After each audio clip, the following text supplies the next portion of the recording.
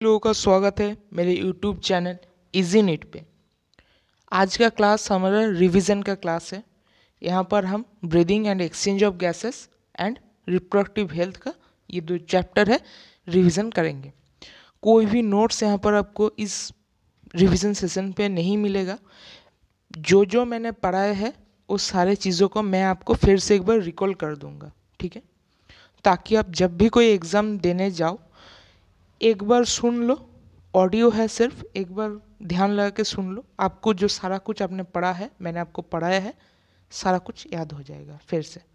आप जो जब रिवाइज करोगे तब भी आपको इससे आसानी मिलेगी। तो स्टार्ट करते हैं। अगर वीडियो को पसंद है तो वीडियो को लाइक कर देना, चैनल को सब्सक्राइब कर देना और चाहो तो शेयर भी कर सकते हो, ठीक।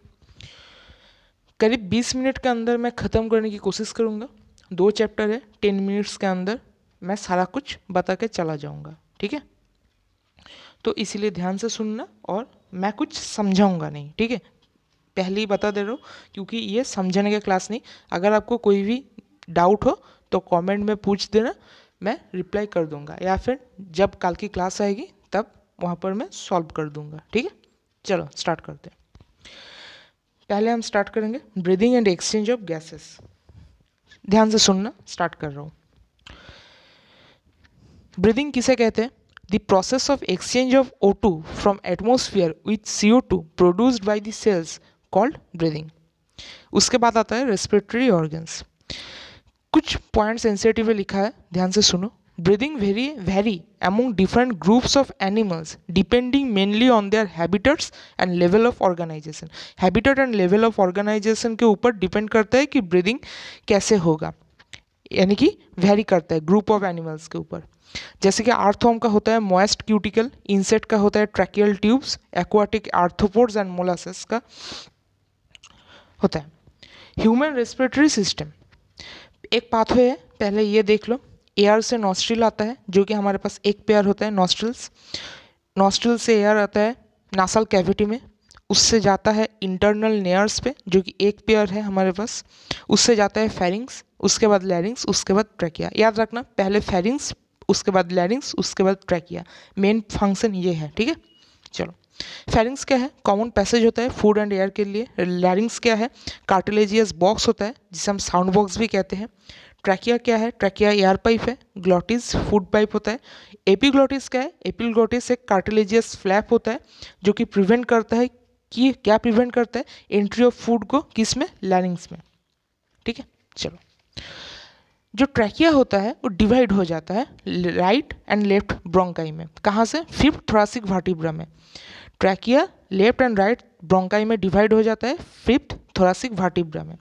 एल्वियोलाई क्या है? एल्वियोलाई का कैरेक्टरिस्टिक, यानी कि 2 स्टेटमेंट दिया रहेगा और पूछेगा कि ये किसके लिए ये जो है ये है, मैंने दो स्टेटमेंट दिया रहेगा और पूछेगा ये 2 स्टेटमेंट किसके लिए है। एल्वियोलाई में ऐसा क्वेश्चन आता है, तो ये सुन लो एल्वियोलाई क्या है। Thin irregular walled and vascularised bag like structures called alveoli, ठीक है। पाथवे है, ध्यान से सुनना, इंपॉर्टेंट है, आता है एग्जाम में और आया भी है। पहले आता है प्राइमरी ब्रोंकस, उसके बाद आता है सेकेंडरी ब्रोंकस, उसके बाद आता है टर्शियरी ब्रोंकस, उसके बाद आता है टर्मिनल ब्रोंकियोल्स, उसके बाद आता है रेस्पिरेटरी ब्रोंकियोल्स, उसके बाद आता है एल्वियोलर डक्ट, एल्वियोलर सैक, ठीक है। ऐसे जो रेस्पिरेटरी पैसेज है वो 2 पार्ट में डिवाइड है, conducting zone and respiratory zone. Conducting zone कहाँ से कहाँ तक है? नासल कैविटी से टर्मिनल ब्रोंकियोल्स पर्यंत तक होता है कंडक्टिंग जोन। सॉरी, बेंगोली आ गया था थोड़ा सा। नासल कैविटी से टर्मिनल ब्रोंकियोल्स तक होता है कंडक्टिंग जोन। रेस्पिरेटरी जोन होता है रेस्पिरेटरी ब्रोंकियोल्स से एल्वियोलर सैक तक, ठीक है। रेस्पिरेटरी ब्रोंकियोल्स से एल्वियोलरी सैक तक। जो कंडक्टिंग जोन का फंक्शन क्या होता है? 3 फंक्शन है, ध्यान से सुनो।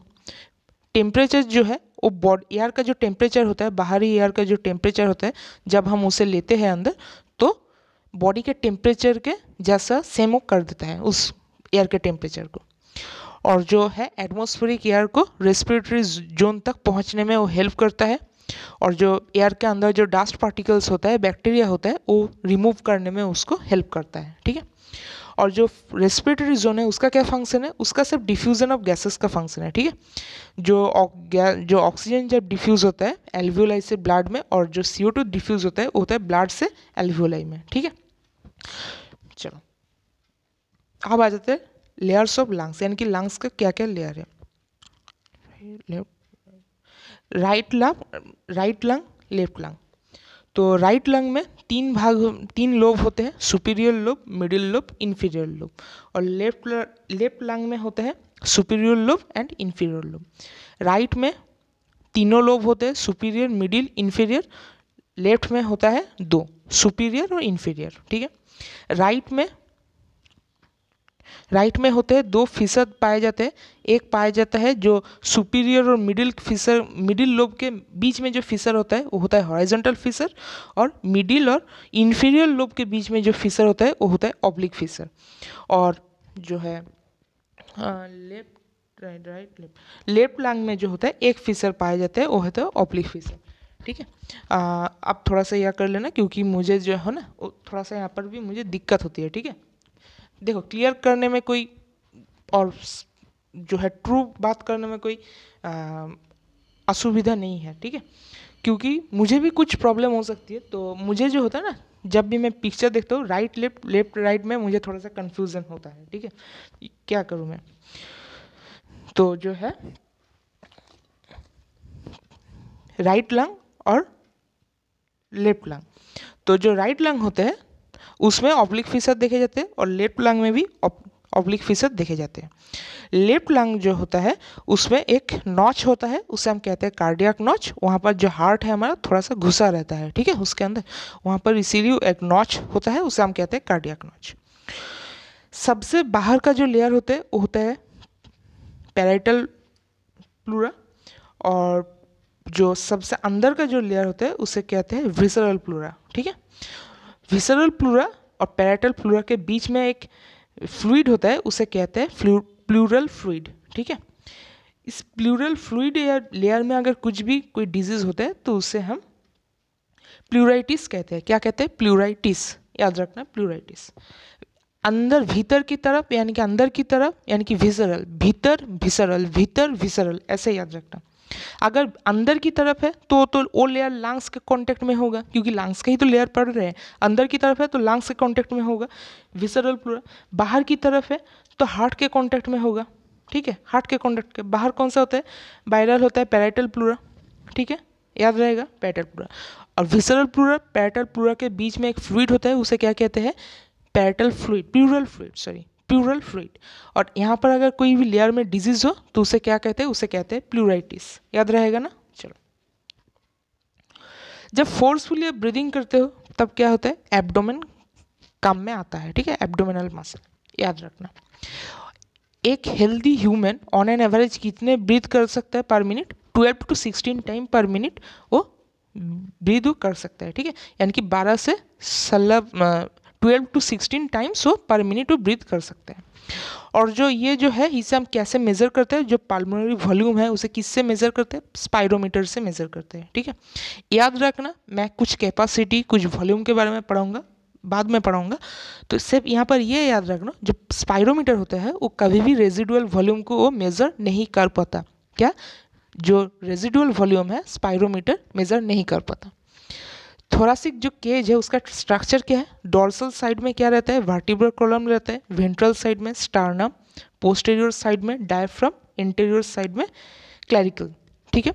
डोर्सल में वर्टिब्रल कॉलम, वेंट्रल में स्टार्नम, पोस्टीरियर में डायफ्राम एंड इंटीरियर में क्लैरिकल, ठीक है। चलो, रेस्पिरेटरी वॉल्यूम्स एंड कैपेसिटीज, ठीक है। पहले आता है टाइडल वॉल्यूम, उसके बाद इंस्पिरेटरी रिजर्व वॉल्यूम, उसके बाद आता है एक्सपिरेटरी रिजर्व वॉल्यूम, ठीक है, और उसके बाद आता है रेजिडुअल वॉल्यूम। इन चारों जो मैंने चारों नाम आपको बताया ये चारों मेन है। उसके बाद आता है inspiratory capacity, functional residual capacity, vital capacity, total lung capacity. ये जो चार मैंने आखिर में बताया ये चार पहले चार को मिलाकर ही बनते हैं, ठीक है। इसीलिए पहले चार को जो है, पहले जो चार है उसका वॉल्यूम का जो माप है वो आप याद रख लेना। बाकी जो 4 है वो आप कैलकुलेशन करके निकल सकते हो। कैसे निकलोगे बताता हूँ मैं।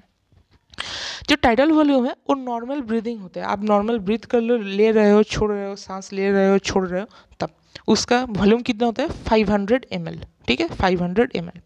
इंस्पिरेटरी रिजर्व वॉल्यूम, अगर आप फोर्सफुली अगर ब्रीथ ले रहे हो, नॉर्मल ब्रीदिंग ले रहे हो, फोर्सफुली लेकर उसको छोड़ा तो कितना ले सकते हो आप फोर्सफुली, आप कितना ले सकते हो फोर्सफुली, आप मैक्सिमम ले सकते हो 2500 से, यानी 2500 से 3000 ml तक आप ले सकते हो, 2500 से 3000 तक आप ले सकते हो। एक्सपिरेटरी रिजर्व वॉल्यूम यानी कि आप मैक्सिमम कितना सांस छोड़ सकते हो, आप मैक्सिमम आप छोड़ सकते हो 1000 से 1100 तक, 100 ml तक, ठीक है 1000 से 1100 ml तक। उसके बाद आता है रेजिडुअल वॉल्यूम। जब आप कोई भी बेबी जब बर्थ करता है तो क्या होता है उसके अंदर तब भी एयर घुस जाता है, वो एयर कभी नहीं निकलता। जब किसी इंसान का जब डेथ होता है सिर्फ तभी जो रेजिडुअल वॉल्यूम है वो निकल जाता है, यानी कि रेजिडुअल एयर बोल सकते हो आप, ठीक है वो निकल जाता है। ये हमेशा रहता है और इसका कैपेसिटी क्या है 1100 से 12,000 तक, सॉरी 1200 तक, 1100 से 1200 ml तक होता है इसका वॉल्यूम, ठीक है। ये जो रेजिडुअल वॉल्यूम है ये स्पाइरोमीटर से मेजर नहीं किया जा सकता, समझ गए, क्लियर। चलो इंस्पिरेटरी कैपेसिटी, इंस्पिरेटरी कैपेसिटी किसको लेकर बनता है, इंस्पिरेटरी कैपेसिटी जो बनता है वो बनता है जो है हमारा टाइडल वॉल्यूम और जो है एक्सपिरेटरी रिजर्व वॉल्यूम, ठीक है। रुक जाओ थोड़ा सा गड़बड़ हो गया, जो होता है वो टाइडल वॉल्यूम से होता है और इंस्पिरेटरी रिजर्व वॉल्यूम से होता है। इंस्पिरेटरी कैपेसिटी, जो एक्सपिरेटरी कैपेसिटी है वो किससे बनता है, वो टाइडल वॉल्यूम से बनता है और एक्सपिरेटरी रिजर्व वॉल्यूम, यानी कि आप ये समझ लो जो इंस्पिरेटरी कैपेसिटी है वो tidal volume plus inspiratory reserve volume, यानी कि टाइडल वॉल्यूम कितना होता है 500 ml होता है, इंस्पिरेटरी रिजर्व वॉल्यूम कितना होता है 2500 से 3000 ml तक। हम मैक्सिमम वैल्यू लेंगे यानी कि 3000 लेंगे, ठीक है 3000। जो मैंने यहाँ से इतना तक होता है मैंने बताया ना, जो मैक्सिमम वैल्यू है कैपेसिटी जो आप निकालेंगे तब मैक्सिमम वैल्यू लेंगे आप, ठीक है। यानी कि जो इंस्पिरेटरी रिजर्व कैपेसिटी है उसका वैल्यू कितना हो गया टाइडल वॉल्यूम का 500 ml और इंस्पिरेटरी रिजर्व वॉल्यूम का 300 ml, 3000 ml, यानी कि 3500 ml इंस्पिरेटरी कैपेसिटी का वैल्यू हो गया, ठीक है समझ गए। ऐसे कर लेना, अगर एक नीट के एग्जाम में क्वेश्चन आए तो ऐसे निकलना होता है, ठीक है, क्योंकि आप इतना सारा जो 8 टाइप्स के जो वैल्यू है ये आप याद नहीं कर पाओगे। उसके बाद आता है एक्सपिरेटरी कैपेसिटी, एक्सपिरेटरी कैपेसिटी में वही tidal volume plus expiratory reserve volume, ठीक है। उसके बाद आता है functional residual volume, functional residual capacity, functional residual capacity यानी कि एफआरसी, ठीक है। वो क्या होता है, वो होता है expiratory reserve volume plus residual volume, ठीक है, यानी कि ERV plus RV. Vital capacity जो है मैक्सिमम आप जितना सांस ले सकते हो और मैक्सिमम आप जितना सांस छोड़ सकते हो, पूरे जब आप प्लस सम कर दोगे उसका तब आएगा वाइटल कैपेसिटी, यानी कि expiratory reserve volume plus tidal volume plus inspiratory reserve volume, ठीक है। और टोटल लंग कैपेसिटी में आप मैक्सिमम जितना ले सकते हो और जो आप छोड़ नहीं सकते हो वहाँ तक, यानी कि जो जितना भी आपने जो 4 टाइप्स का पहले मैंने पढ़ा है 4 टाइप्स का वॉल्यूम सारे को आप सम कर दो, यानी कि residual volume, expiratory reserve volume, tidal volume और इंस्पिरेटरी रिजर्व वॉल्यूम सारे सम कर दो तो फिर आपका टोटल लंग कैपेसिटी आ जाएगा, ठीक है। देख लेते हैं कितना हुआ, एक सेकेंड, अभी तक 14 मिनट हो गया क्या कि पता नहीं। अब आ जाते हैं गैसेस के बारे में, oxygen and carbon dioxide. Atmospheric air में ऑक्सीजन रहता है 159, कार्बन डाइऑक्साइड रहता है 0.3। एल्वियोलाई में ऑक्सीजन रहता है 104, कार्बन डाइऑक्साइड रहता है 40। डी ऑक्सीजनेटेड ब्लड में ऑक्सीजन रहता है 40, CO2 रहता है 45।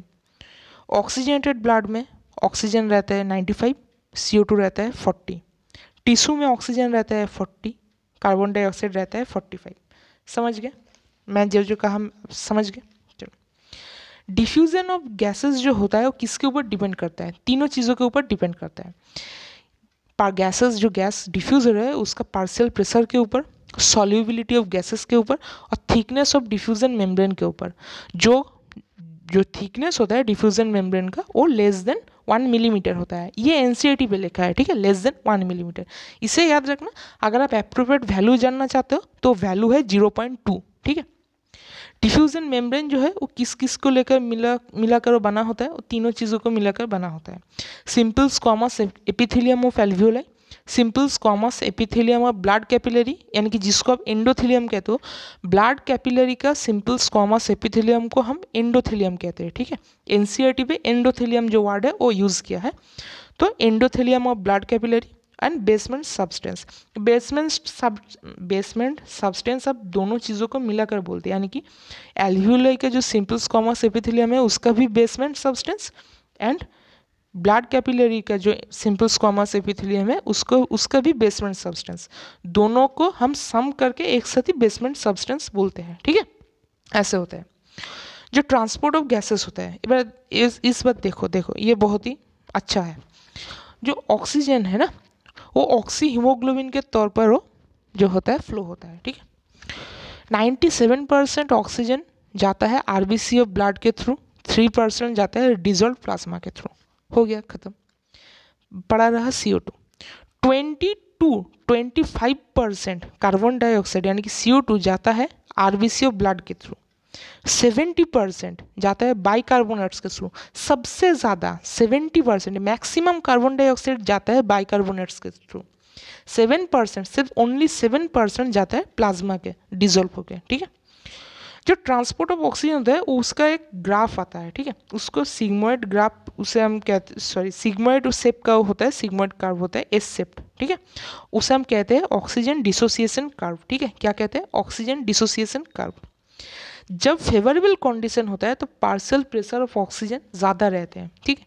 ये याद रखना, तीनों चीज़ें आते हैं कंडीशन। जब फेवरेबल या अनफेवरेबल कंडीशन पूछेगा तो उसमें तीनों चीज़ें आएंगे, ठीक है। किसका हिसाब आएगा वहाँ पर आएगा oxygen, carbon dioxide and H+ ion का जो कॉन्सेंट्रेशन है तीनों का। कैसे याद रखेंगे कहाँ पर क्या होगा? फेवरेबल कंडीशन में पार्शियल प्रेशर ऑफ ऑक्सीजन ज़्यादा होगा क्योंकि फेवरेबल कंडीशन है, और अनफेवरेबल कंडीशन में पार्शियल प्रेशर ऑफ ऑक्सीजन कम होगा। ऑक्सीजन अगर ज़्यादा है तो carbon dioxide and H+ ion का कॉन्सेंट्रेशन कम होगा। ऑक्सीजन का पार्शियल प्रेशर अगर कम है तो कार्बन डाइऑक्साइड का partial pressure and H+ ion का कॉन्सेंट्रेशन ज़्यादा होगा। यानी कि पार्शियल प्रेशर ऑफ ऑक्सीजन जो होगा ज़्यादा होगा या कम होगा, जो होगा कार्बन डाइऑक्साइड और H+ आयन का कॉन्सेंट्रेशन उसके ऑपोजिट होगा, ठीक है। एक कैलकुलेशन है, ये सुनो। 100 ml ब्लड में 15 ग्राम हीमोग्लोबिन रहता है। 1 ग्राम हीमोग्लोबिन में 1.34 ml ऑक्सीजन रहता है। इसी तरह 15 ग्राम हीमोग्लोबिन में कितना ऑक्सीजन रहेगा? 20 ml ऑक्सीजन, क्योंकि 1 ग्राम हीमोग्लोबिन में अगर 1.34 ml ऑक्सीजन रहेगा तो 15 ग्राम हीमोग्लोबिन में कितना ऑक्सीजन रहेगा? 15 × 1.34 यानी कि 20 ml ऑक्सीजन। और 15 ग्राम हीमोग्लोबिन किस में रहता है? 100 ग्राम 100 ml ब्लड में। तो फिर 100 ml ब्लड में 20 ml ऑक्सीजन रहेगा। हो गया। 100 ml oxygen, oxygenated blood tissue में 5 ml ऑक्सीजन देता है, याद रखो। सिर्फ वो अगर कैलकुलेशन मैंने जो बताया याद नहीं रख पाया तो कोई बात नहीं, लेकिन मैं 2 कैलकुलेशन आपको बताऊंगा, इसे याद रख लेना। समझने का ज़रूरत नहीं है, एनसीईआरटी पे है इसलिए याद रख लेना। 100 ml ऑक्सीजनेटेड ब्लड टिश्यू में 5 ml ऑक्सीजन देता है, और 100 ml डीऑक्सीजनेटेड ब्लड एल्वियोलाई में 4 ml कार्बन डाइऑक्साइड देता है, ठीक है। समझ? 100 ml ऑक्सीजनेटेड ब्लड टिश्यू में 5 ml ऑक्सीजन देता है, 100 ml डीऑक्सीजनेटेड ब्लड एल्वियोलाई में 4 ml कार्बन डाइऑक्साइड देता है, ठीक है। एक एंजाइम है, सिर्फ ये याद रख लो, कार्बोनिक एनहाइड्रेज, ठीक है, और कुछ याद रखने की जरूरत नहीं है। Breathing and exchange of gases में एक ही एंजाइम के बारे में बताया गया है, और वो है कार्बोनिक एनहाइड्रेज, ठीक है, याद रख लो सिर्फ।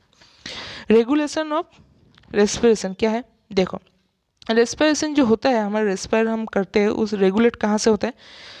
होता है मेडुला ऑब्लांगेटा से, ठीक है। और रेस्पिरेटरी रिदम सेंटर वहाँ पर होता है, रेस्पिरेटरी रिदम सेंटर कहाँ पर होता है, मेडुला ऑब्लांगेटा पे। और एक पॉन्स होता है, वो न्यूमोटैक्सिक सेंटर के तौर पर काम करता है, और वो क्या करता है, reduce duration of inspiration, very very important है। इंस्पायरेशन का जो ड्यूरेशन होता है उसे वो रिड्यूस करता है। न्यूमोटैक्सिक सेंटर होता है, कहाँ पर रहता है, पॉन्स पर रहता है, ठीक है। वेरी वेरी इंपॉर्टेंट, याद रखना। जो कीमोसेंसिटिव एरिया होता है वो कहाँ पर सिचुएटेड होता है, रिदम सेंटर यानी कि मेडुला ऑब्लांगेटा में। कीमोसेंसिटिव सेंटर जो होता है, एरिया होता है, सेंटर बोलो एरिया बोलो जो भी बोलो, कीमोसेंसिटिव जो एरिया होता है कहाँ पर रहता है, रिदम सेंटर में। और वो किसके लिए सेंसिटिव होता है, हाईली सेंसिटिव होता है वो carbon dioxide and hydrogen ions के ऊपर, ठीक है, याद रखो। Carbon dioxide and hydrogen ions के ऊपर वो हाईली सेंसिटिव होता है। अब डिसऑर्डर्स के बारे में, एस्थमा, पहले एस्थमा के बारे में बात करते हैं। एस्थमा के तीनों चीज़ें होते हैं जो सिम्टम्स होते हैं, याद रखो। डिफिकल्टी ऑफ ब्रीदिंग, वो तो हो गई, डिफिकल्टी इन ब्रीदिंग वो होगा ही, व्हीजिंग साउंड आएगा, inflammation of bronchi and bronchioles आएगा, ठीक है। एस्थमा उतना इंपॉर्टेंट नहीं है, इंपॉर्टेंट है एम्फाइसीमा। एम्फाइसीमा आप कैसे पहचानोगे, एम्फाइसीमा के दो खास चीज़ है। अगर सिगरेट स्मोकिंग जो है वहाँ पर अगर दिया रहेगा सिगरेट स्मोकिंग क्वेश्चन में, तो उसका आंसर एम्फाइसीमा होगा। अगर जो रेस्पिरेटरी सरफेस है वो अगर डिक्रीज हो रहा है, रेस्पिरेटरी सरफेस अगर डिक्रीज हो रहा है ऐसा कुछ लिखा रहेगा तो भी एम्फाइसीमा होगा। क्योंकि एम्फाइसीमा में क्या होता है, रेस्पिरेटरी सरफेस डिक्रीज होता है और सिगरेट स्मोकिंग के लिए एम्फाइसीमा होता है, ठीक है। और एक आता है ऑक्यूपेशनल रेस्पिरेटरी डिसऑर्डर, वो क्या होता है, fibrosis. Upper part of lungs में जो है प्रोलिफिकेशन ऑफ फाइब्रस टिश्यू देखा जाता है, ठीक है। फाइब्रस टिश्यू जो होता है वो जम जाता है अपर पार्ट ऑफ लंग के ऊपर में, फिब्रोसिस। तीनों बातें और सुन लो, एनसीईआरटी के बाहर है लेकिन इंपॉर्टेंट है। जो ब्रीदिंग रेट होता है वो कनेक्टेड होता है न्यूरल सिस्टम से, ठीक है, न्यूरल सिस्टम से ब्रीदिंग रेट होता है वो कनेक्टेड होता है। अप्रोक्सीमेटली 21% ऑक्सीजन रहता है जो हम एयर को इनहेल करते हैं, जो एयर को हम इनहेल करते हैं उसमें 21% ऑक्सीजन होता है, और जो हम एयर को एक्सपायर करते हैं यानी कि छोड़ देते हैं उसमें 32% CO2 होता है। जो एयर को हम इनहेल कर रहे हैं उसमें 21% ऑक्सीजन होता है, जो एयर को हम छोड़ रहे हैं उसमें 32% CO2 रहता है। समझ गए? अब आ जाते हैं हम रिप्रोडक्टिव हेल्थ के ऊपर, ठीक है। रिप्रोडक्टिव हेल्थ को देखते हैं वो क्या होगा, ठीक है। तो चलो रिप्रोडक्टिव हेल्थ को स्टार्ट करते हैं। रिप्रोडक्टिव हेल्थ बहुत ही इजी चैप्टर है, क्वेश्चन भी लगभग 2 के आसपास आते हैं, ठीक है। ऑन एन एवरेज आप मान के चलो कि 2 के आसपास क्वेश्चन आते हैं और करेक्ट किया जा सकता है क्वेश्चन को, ठीक है। मैंने अच्छे से आपको पढ़ा भी दिया है और क्वेश्चन भी प्रैक्टिस करवा दिया, PYQ भी करवा दिया है, सारा कुछ का गलती नहीं होना चाहिए, ठीक है। इतना मेहनत मैं कर रहा हूँ तो आपको भी फ़र्ज़ बनता है कि थोड़ा मेहनत करने का। चलो स्टार्ट करते हैं। पहला आता है हु का फुल फॉर्म क्या होता है, वर्ल्ड हेल्थ ऑर्गेनाइजेशन, सबको पता होगा, फिर भी एक बार बता दे रहा हूँ।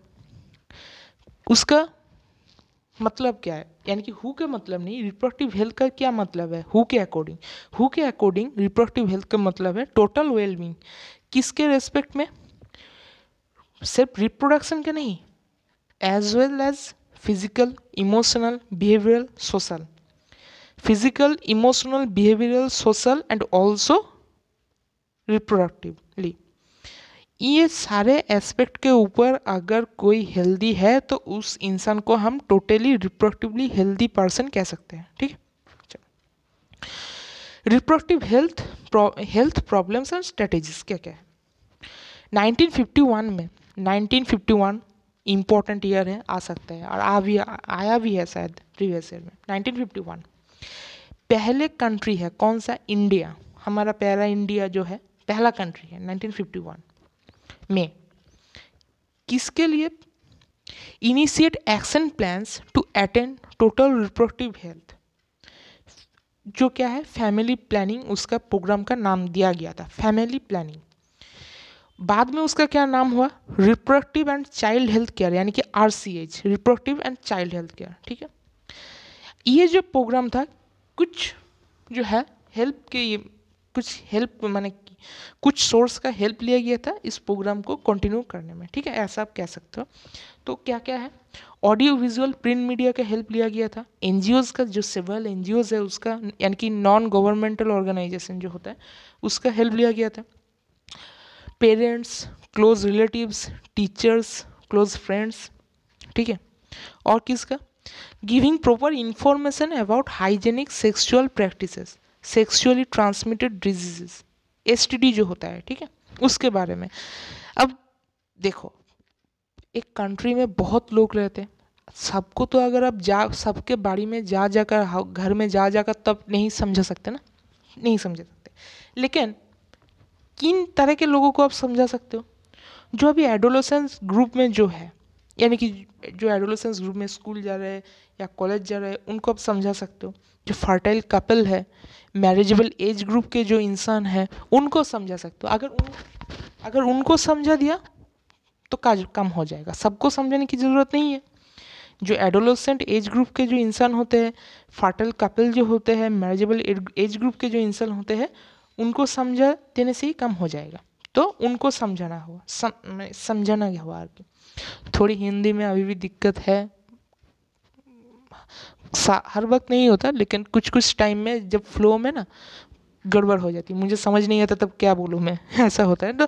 तो इसके लिए सॉरी ना, इसके लिए सॉरी। जो रिप्रोडक्टिव हेल्थ है उसको अटेंड करने के क्या क्या रिक्वायर होते हैं, देखो इंफ्रास्ट्रक्चरल फैसिलिटीज़ तो होनी चाहिए, अगर इंफ्रास्ट्रक्चर नहीं होगा तो कैसे होगा, प्रोफेशनल एक्सपर्टीज़ होनी चाहिए, मटेरियल सपोर्ट होना चाहिए, मटेरियल सपोर्ट का क्या मतलब है, मेडिसिन होना चाहिए, इक्विपमेंट्स होना चाहिए, जो जो जो लगेगा, गैजेट लगेगा उसको होना चाहिए। अब आ जाते हैं amino synthesis. Amino synthesis A fetal sex determination test based on the chromosomal pattern of the in the amniotic fluid surrounding in the developing embryo। एक जो एम्ब्रॉय है वो जब डेवलप हो रहा है तो उसके आसपास एक फ्लूइड रहता है जिसको हम एमाइनोटिक फ्लूइड लेते हैं, बुक कहते हैं।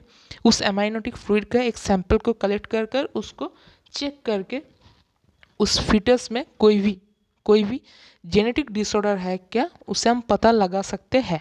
लेकिन उसी के साथ हम ये भी पता लगा सकते हैं कि जो फीटस है वो फीमेल फीटस है या मेल फीटस है। तो ये गड़बड़ी का विषय है, क्योंकि ऐसे बहुत सारे आगे के पहले के युग में ईयर में जब फीमेल फीटस जब होता था तो क्या करते थे, अगर घर वालों को ये पता चल जाता है, सभी लोग नहीं, कुछ लोग पता चल जाता था तो एबॉर्शन करा देते थे, गड़बड़ हो जाता था। अगर एक इकोसिस्टम में अगर सभी स्पीसीज का रहना ज़रूरी है ना, एक इकोसिस्टम में सभी का रहना ज़रूरी है, अगर कोई भी कम हो जाए, ये बहुत कम हो जाए तो क्या होता है, प्रॉब्लम हो सकता है। हो सकता है क्या, होगा ही, प्रॉब्लम होगा। अब ये मान लो अगर एक इकोसिस्टम में अगर सभी जगह पर अगर मेल हो गए तो फीमेल अगर नहीं रहे या कि फीमेल के नंबर बहुत कम हो गया तो क्या होगा, बहुत प्रॉब्लम हो जाएगा तब। इसीलिए इस चीज़ को बंद करने के लिए जो अमाइनो सिंथेसिस है उसे बैन कर दिया गया, ठीक है, इसी वजह से। और ये यूज़ होता था जेनेटिक डिसऑर्डर को आइडेंटिफाई करने के लिए, ना कि सेक्स डिटर्मिनेशन करने के लिए। अगर पूछे किस काम के लिए यूज़ होता था, जेनेटिक डिसऑर्डर को पहचानने के लिए पहले से ही। और इसका मिसयूज़ कैसे करा गया, तो सेक्स डिटर्मिनेशन के द्वारा, ठीक है। चलो आ जाते हैं साइली के बारे में। साइली क्या है, ये डेवलप किया गया था साइंटिस्ट के द्वारा। कहाँ के scientist, central Durga research institute के साइंटिस्ट के द्वारा। और ये इंस्टीट्यूट कहाँ पर है, लखनऊ में है, सेंट्रल दुर्गा रिसर्च इंस्टीट्यूट यानी कि CDRI। ये एक ओरल कॉन्ट्रासेप्टिव है फीमेल्स के लिए, नॉन स्टेरॉइडल है, 1 से वीक पील है और इसका साइड इफेक्ट वेरी फ्यू है और हाईली कॉन्ट्रासेप्टिव वैल्यू है इसका, ठीक है। जो पॉपुलेशन एक्सप्लॉयजन एंड बर्थ कंट्रोल, ठीक है, वर्ल्ड में 1900 माने 1900 साल में 1900 में यानी कि 1900 ईयर में 2 बिलियन पॉपुलेशन था, यानी कि 200 मिलियन। यहाँ सब ये एक बात नोटिस कर लेना, NCERT पे लिखा नहीं, NCERT पे लिखा है 2 बिलियन और उसके ब्रैकेट में लिखा है 2000 मिलियन। एक बात नोटिस करना, 1 billion means 1000 million, 1 billion means 1000 million. 2000 में वर्ल्ड का पॉपुलेशन था 6 बिलियन और 2000 में इंडिया का पॉपुलेशन था 1 बिलियन। कौन सा महीना में? मई के महीने में, मई, ठीक है।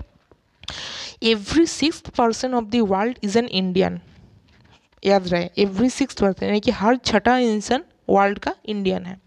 और हमारा आज़ादी के टाइम पे यानी कि इंडिपेंडेंस के टाइम पर हमारा पॉपुलेशन कितना था? 350 मिलियन, ठीक है, 350 million.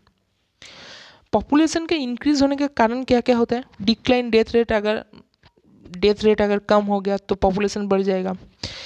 Decline maternal mortality rate, decline infant mortality rate, increase reproducible age group का इंक्रीज होना। जो मैरिजेबल एज है फीमेल के लिए वो है 18 ईयर्स और मेल्स के लिए है वो है 21 ईयर्स, ठीक है। एक आइडियल कॉन्ट्रासेप्टिव में क्या क्या क्वालिटीज़ होनी चाहिए? वो यूज़र फ्रेंडली होना चाहिए, इजीली अवेलेबल होना चाहिए, इफेक्टिव एंड रिवर्सिबल होना चाहिए, लीस्ट साइड इफेक्ट या नो साइड इफेक्ट, और वो इंटरफेयर नहीं करना चाहिए सेक्सुअल ड्राइव के द्वारा, ठीक है। हमारे पास कॉन्ट्रासेप्टिव के ऑप्शंस क्या क्या है? ऑप्शंस है नेचुरल मेथड है, पीरियोडिक एब्सटेंस है, विड्रॉल्स और क्वाइटस इंटरपुट्स है, लैक्टेशनल एमनोर्मिया है, ठीक है।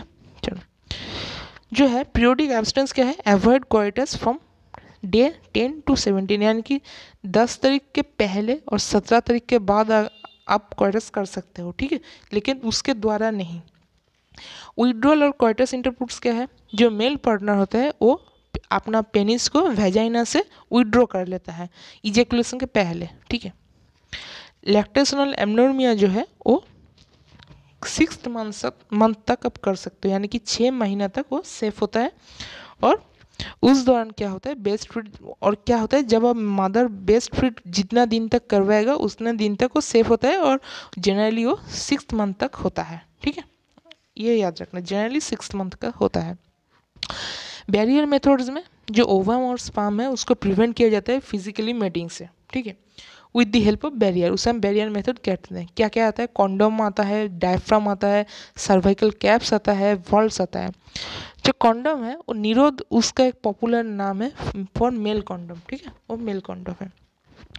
और बैरियर मेथड के साथ अगर बैरियर्स के साथ अगर आप फार्मास्यूटिकल क्रीम, जेलीज, फोम्स ये सब व्यवहार करते हो, यूज़ करते हो, तो जो है कॉन्ट्रासेप्टिव एफिशिएंसी इंक्रीज होता है। अब आते हैं इंट्रा यूटेराइन डिवाइस यानी कि IUDs के बारे में। ये इंडिया में सबसे ज़्यादा पॉपुलर है, ठीक है। नॉन मेडिएटेड IUDs क्या क्या है? लिपर्स लूप है। कॉपर रिलीजिंग IUDs क्या होता है? CUT, CU7, मल्टीनोएड 375। हार्मोन रिलीजिंग क्या क्या होता है? प्रोजेस्टेरोन होता है एंड LNG-20 होता है, ठीक है। और इंट्रा यूटेराइन डिवाइस काम कैसे करता है? ये काम करता है फैगोसाइटोसिस को इंक्रीज कर देता है और जो स्पर्म मोटिलिटी है उसको कम कर देता है, ठीक है। फैगोसाइटोसिस को इंक्रीज कर देता है, स्पर्म मोटिलिटी को कम कर देता है। पिल्स क्या है? पिल्स ये डेली लेने वाले चीज़ है, ठीक है, taken daily for a period of 21 days. Starting कब से होता है? स्टार्टिंग होता है first day of menstrual, 5 days of menstrual cycle, यानी कि पहले मेंस्ट्रुअल साइकिल जब स्टार्ट हो रहा है आपका फीमेल का, तब फर्स्ट 5 डेज के अंदर ये स्टार्ट किया जाता है, ठीक है। और ये जो है गैप होता है 7 डेज का, ठीक है, वहाँ पर वो रिपीटेड होता है। अब रहते हैं इम्प्लांट्स के बारे में। इम्प्लांट्स में क्या रहता है? प्रोजेस्टेरोन रहता है और प्रोजेस्टेरोन ईस्ट्रोजन का कॉम्बिनेशन रहता है, ठीक है, फीमेल्स के लिए यूज़ होता है।